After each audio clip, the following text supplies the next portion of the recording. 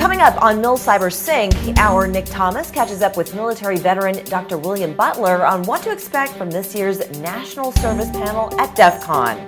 Also ahead, Washington renews its concerns over the social platform TikTok, so get ready to get in sync with MilCyberSync. You're watching the MilCyberSync podcast with Nick Thomas and Layla Guland. Hello and welcome to the MilCyberSync podcast, reporting on the latest events happening in cyber news. I'm Layla Guland. Your host, Nick Thomas, is off today. And just a reminder, if you are listening to us on your favorite podcast app, make sure to like and subscribe. And if you're watching us on our YouTube channel, click on that notification bell for our latest posts. To get us going here, the National Service Panel at DEF CON. It serves as a fresh and interactive way to share insights about actionable opportunities and challenges associated with national service. Its focus is on mostly tech-related programs and organizations across the government. And this will be the third year the MCPA has presented this successful event. Moderating this year's panel is Dr. William Bill Butler. Bill is the Vice President of Academic Affairs at Capital Technology University and has also served as Cybersecurity Chair for 8 years at Capital Tech. He's a Marine Corps veteran and retired as a colonel with 30 years of service as a Joint Qualified Comms Information Systems Officer. Our Nick Thomas recently had the opportunity to speak with him about what to expect. Here's what he had to say. So, Bill, what is the National Service Panel? Can you give us some information on that? Sure. The National Service Panel at DEF CON is an initiative of the Military Cyber Professionals Association, MCPA. It's in its third straight year. It's an opportunity to share actionable insights about government service and its right, and if it's right for someone like you. And he could getting that directly from others who have served in the government. It's specifically geared toward the audience of typical DEF CON attendees, which may be someone with deep technical skills that has never seriously considered any form of government service and may not even be sure where to start or if it would be a good fit for them. Wow, that's an awesome program. I know in the past when I've been there, there's so many people there who know nothing about the government or any of the jobs that we do for certain agencies and facilities. So this is a chance for them to gain that information and possibly just talk with people who's in the industry, right? That is correct. Yes. That is correct. And the panel that we have put together this year, I'm very excited about this panel. This is a pretty high-powered panel. Of course, we have Darren. He's a senior digital forensic examiner at the FBI, and he's an Army veteran. We also have Nigel, who has worked on Capitol Hill as both a staffer and an advisor, and as the director from the U.S. Digital Service. And of course, yours truly, myself, Bill Butler. I'm a Marine veteran and academic leader at this time. You can also find more information about the panelists from this year and from past years on the MCPA website. And that can be reached at public.milcyber.org and just click on the DEF CON tab. That sounds good. Tell us a little bit more about the organizers, what we do at MCPA, the hosting village, Blacks in Cyber. Give our a little intro for our listeners and viewers of what those are. Yes, happy to talk about that. I'm happen to be a member of both of these dynamic organizations. In MCPA is a great organization that connects military members that have a cyber background, connects us together with the industry that supports us, and we talk about vexing issues in cyber. And a lot of us are working in industry. I'm in academia, and it's just a good way to associate folks with like-minded that want to solve the cyber problems that we have today in the economy and around the world. And big Blacks in Cybersecurity, their mission is to address the shortfall of cybersecurity professionals. They take it from a minority perspective. I'm a member of that organization, and the thing I like about Blacks in cybersecurity, they're action oriented. They lean forward. Anyone that is looking to get into the field or is looking to advance their standing in the field of cybersecurity, Blacks in Cybersecurity is the organization for you. Whether you're looking to take training courses and industry recognized certifications, or compete in CTFs to sharpen your skills, or to serve as a mentor for those that are up and coming, or you can be a mentee after you join the organization, and a experienced BIC member will guide you into the murky waters of trying to get into the field of cybersecurity, and they're very good at it. And I really enjoy my experiences with both organizations. Wow, that sounds exciting. So I know that this is a huge event, DEF CON, up to, I think, 10,000 people sometimes more than that. If you can't go or they run out of tickets, is there a place where our viewers or listeners can watch? Yes, as a matter of fact, not everyone can physically come to Las Vegas. For those who can't, you are not out of luck when you hear what I'm about to say next. It'll be streamed during DEF CON at the Blacks in Cybersecurity Village and online. Attendees will be able to ask questions live over Discord. I will be there. Bill and other panelists will be ready to answer your questions as they come in. Answer them live. We'll be publishing the streaming date and time soon. Afterwards, you can watch the recording online. You can switch. You can watch the panels from previous years on in MCPA's website. And the website is milcyber.org. Encourage you to view them all. All right, sounds good. Dr. Bill Butler, thank you for taking time out of your busy schedule to be with us today. And we'll see you at DEF CON. Thank you for interviewing me, Nick. You have a great day. You too. Thank you, Nick and Dr. Butler, for that. And don't forget to mark your calendars. The DEF CON Arcade Party is back. It'll be a great event hosted by the Military Cyber Professionals Association for all DEF CON attendees. And besides reconnecting with your youth, it'll be a way to share information about technology in support of the MCPA's nonprofit STEM education mission. Your favorite video games, including a custom-built 16-player LED foosball table, will be on tap, plus a DJ pumping out some of the greatest of tunes, and it's all free. You won't even need quarters for the games. How about that? But attendees are asked to consider donating to our charity in Bitcoin, card, or cash on site. The Defense Information Systems Agency is extending a high-priority cybersecurity prototyping effort by 6 months so that it can include the Secure Internet Protocol Router Network. This will bring the classified network into the Thunderdome initiative. The initiative is aimed at helping the Department of Defense move toward a zero-trust architecture. DISA announced earlier this year that it had awarded nearly $7 million to Booz Allen Hamilton for Thunderdome prototyping. The new capability's Secure Access Service Edge is expected to integrate with DISA's Cloud Defensive Cyber Operations, Enterprise Comply to Connect, and Identity, Credential, and Access Management solutions. DISA is developing a department-wide strategy for transitioning the DoD from today's cybersecurity frameworks and tools to Thunderdome or other zero-trust solutions. The recently announced extension of the pilot will push the expected completion date to January 2023. The Army last month made a fielding decision for a critical cyber tool that will allow commanders to have a better understanding of their own cyber terrain. The tool is called Cyber Situational Understanding and is specifically designed for ground commanders to have better insight into the cyber and electromagnetic landscape to make more informed decisions. The Army in June approved fielding for the first increment of the program, which is focused on improving situational awareness of the friendly network and threats to it, with the first unit equipped in the August-September timeframe. That's according to program program officials. As the Army is posturing to compete with more sophisticated adversaries, it is making the division the primary unit of action rather than the brigade combat team is seen during the global war on terror. The tool is not meant to be used for cyberspace operations.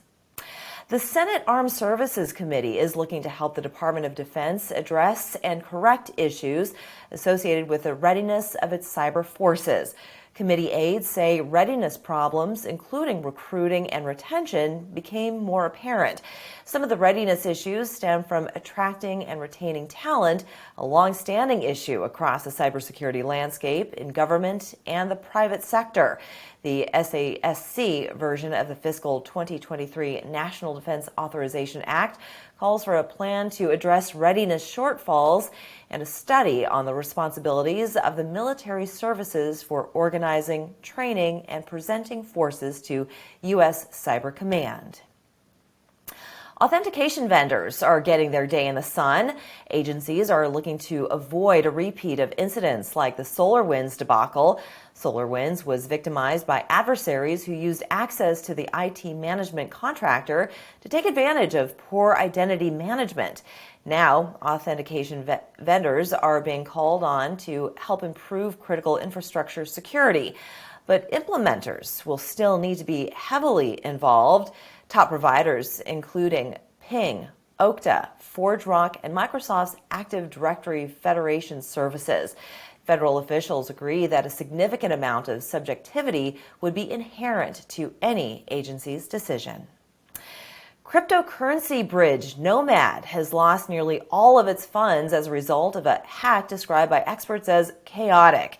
Nomad, which describes itself as a security-first cross-chain messaging protocol, enables users to trade tokens between different blockchains.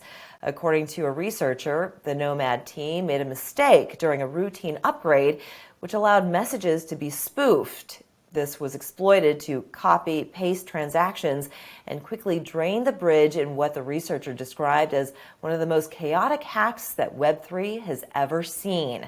Losses total nearly $200 million, but the company appears hopeful that it will recover at least some of it. An investigation has been launched into collaboration with chain analysis and intelligence firms, and law enforcement has been notified. Google has paid out a total of approximately $90,000 in bug bounties for the flaws patched in its latest version of Chrome. 27 vulnerabilities were discovered with the release of Chrome 104, but the tech giant has yet to determine the rewards for 2 of the issues, including a high-severity bug. The highest bug bounty was $15,000 and was earned by an anonymous researcher who discovered a use-after-free vulnerability in the Omnibox component. Others received between $1,000 and $7,000 for their findings. None of the vulnerabilities appears to have been exploited in attacks. Google has learned about 4 actively exploited Chrome flaws this year, which have been linked to an Israeli spyware company and used in targeted attacks aimed at entities in the Middle East. Before we go to break, if you're listening to us on your favorite podcast app, make sure to like and subscribe. And if you're watching on YouTube, click on that notification bell for our latest posts related to everything military cyber and cybersecurity. When we come back, America's emergency alert system could be a target for hackers if security isn't tightened soon. That story and more after the break. Today's network and security monitoring solutions are vulnerable to overload situations that lead to decreased visibility and undetected intrusions. Monitoring applications require hardware to keep up with real-time traffic analysis, making it complex and costly. Your security monitoring solutions may be unable to keep up during cyber attacks or traffic spikes, making intrusion more likely. A new approach is needed to increase network protection and visibility. Axellio simplifies and streamlines your network monitoring for critical security, network, and application analysis. Learn more at axellio.com. Welcome back. Hackers have the power to disrupt the nation's emergency alert system. A cybersecurity researcher provided FEMA with evidence suggesting vulnerabilities in software that TV and radio networks around the country use to transmit emergency alerts that could allow a hacker to broadcast fake messages. The agency this week urged operators of the devices to update their software to address the issue, saying that the false alerts could, in theory, be used and issued over TV, radio, and cable networks. The advisory did not say that alerts sent over text messages were affected. There is no evidence that malicious hackers have exploited the vulnerabilities. It's unclear how many emergency alert system devices are running the vulnerable software. Hackers claiming to be affiliated with the collective Anonymous defaced a Chinese government website in retaliation for alleged cyber attacks on several Taiwanese government websites. The hackers replaced the website's content with a message in support of House Speaker Nancy Pelosi's visit to the country. The hackers also embedded two videos, one of the song Fragile by Malaysian rapper and Taiwan-based Australian singer Kimberly Chen, and one that plays Taiwan's national anthem. Meanwhile, a spokesperson for Taiwan's president says the presidential official website went down for 20 minutes because of an overseas DDoS attack. According to a local journalist, the attack flooded the website with traffic 200 times that of a normal day. TikTok's ties to China through its parent company ByteDance is once again in the crosshairs of Washington. 2 years after then-President Donald Trump said he would ban TikTok in the U.S., a growing number of lawmakers are calling for the Biden administration to take action against TikTok, citing apparent national security and data privacy concerns. The renewed pressure on TikTok comes as the platform's influence continues to grow in the U.S. The Biden administration revoked Trump's executive order, that is, and largely walked back official attempts to ban TikTok. TikTok has pledged to offer researchers more transparency about activity on the platform, including access for a select group to its API or application programming interface. Last year, TikTok said it topped 1 billion monthly active users globally, and more than 100 million users are said to be in the U.S. A Chinese marketing firm has been exposed with hosting a ring of at least 72 fake news sites in 11 languages with corresponding fake social media personas. These accounts push Chinese government talking points and disinformation, criticizing the U.S. and the West in an attempt to smooth over concerns in those countries. Mandiant produced the report and says the sites were hosted on internet infrastructure owned by a Chinese marketing company that claims to offer clients in China the opportunity to get their talking points published on news sites in more than 40 languages and in more than 140 countries.